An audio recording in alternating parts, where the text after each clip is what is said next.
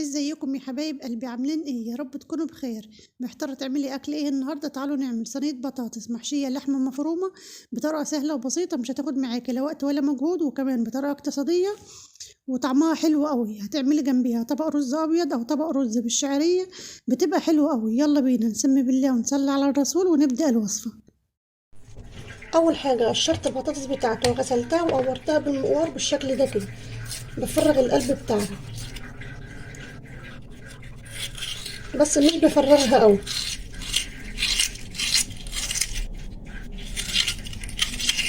بالطريقه دي كده اهو، والقلب اللي بيطلع منها ده انا مش برميه. تقدري تحطيه في قعر الصينيه من تحت، او مش عايزه تحطيه في قعر الصينيه اسلقيه واعمليها بطاطس مهروسه.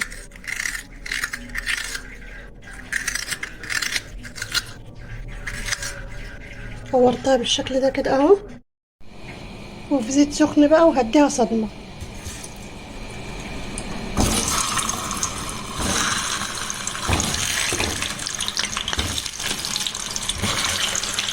الخطوه دي بتبقى حلوه قوي في البطاطس، بتفرق في طعمها.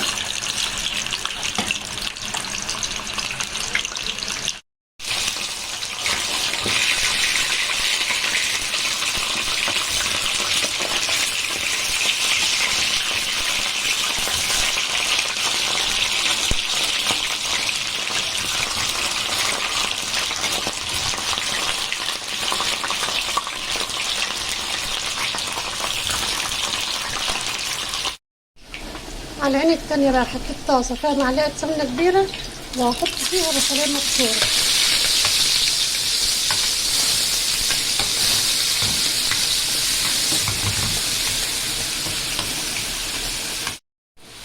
وهنزل عليها بحوالي 100 جرام من اللحمة بالشكل ده كده.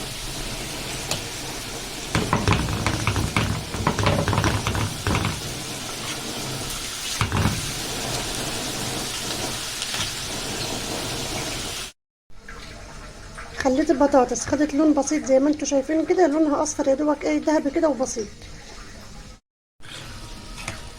عصقت اللحمه بتاعتي بقى، هحط لها التوابل، اي توابل عندك. انا عندنا احط لها معلقه ملح، معلقه توابل، 7 بهارات، معلقه لحمه.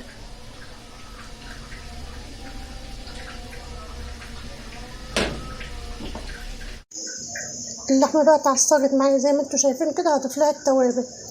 اي توابل عندك موجوده حطها لها براحتك. معايا بقى هنا معلقه ملح ومعلقه توابل، 7 بهارات، ومعلقه توابل لحمه.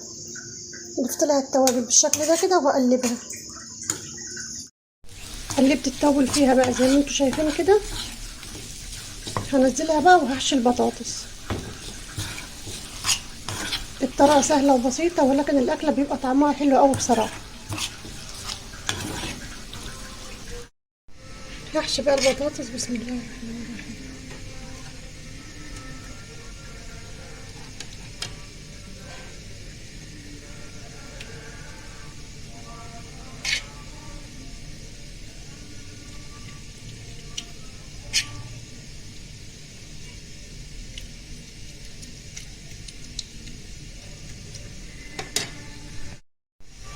بعد ما حشيت البطاطس وخلصتها، معايا بقى نص مجة من الصلصة، هضيف عليه نص مجة من المية، وهضيف له معلقة صغيرة من الملح، ورشة توابل، 7 بهارات، وهضيف له معلقة زيت. اقلب بقى الكلام ده كله بالشكل ده كده اهو، وهضيف على البطاطس بتاعتي وهدخلها الفرن. طريقتها سهله وبسيطه جدا ومنقذه، يعني بتعمليها ما بتاخدش معاكي 10 دقايق.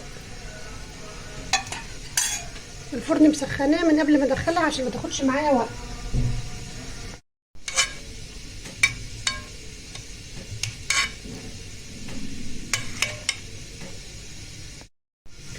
قبل ما ادخلها بس هحط لها نص مكعب مرق الدجاج، بتطعمها وبتخلي طعمها حلو.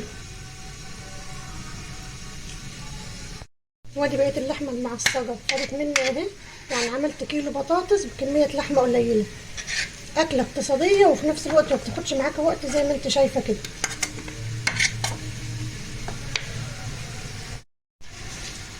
يعني مفيش اسهل من كده. وده القلب اللي طلع من البطاطس، انا مش هرميه، انا هسلقه وهعمله بطاطس مهروسه للسحور. انت لو حابه تعملي زيي اعمليه، لو حابه تحطيه في الصينيه من تحت البطاطس حطيه براحتك، دي معاك ودي معاكي، يعني مش بنرمي منها اي حاجه. اكله اقتصاديه وموفره في نفس الوقت زي ما قلت لكم. وده الصينيه بتاعتنا بعد ما خلصت اهي، سهله وبسيطه ومبتاخدش وقت خالص. جربيها هتعجبك قوي.